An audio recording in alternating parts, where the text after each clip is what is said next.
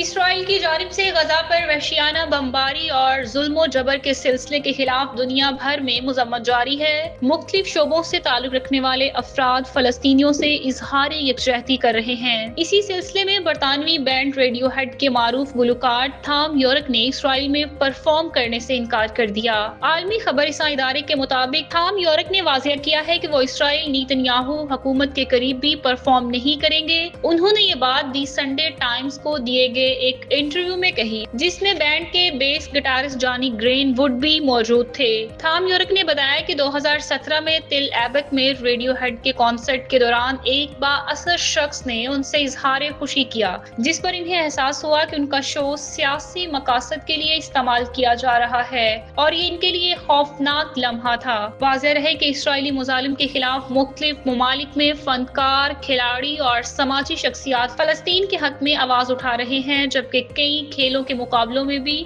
اسرائیل کو شرکت سے روکا گیا اور ان کے کھلاڑیوں پر پابندی عائد کی جا چکی ہے۔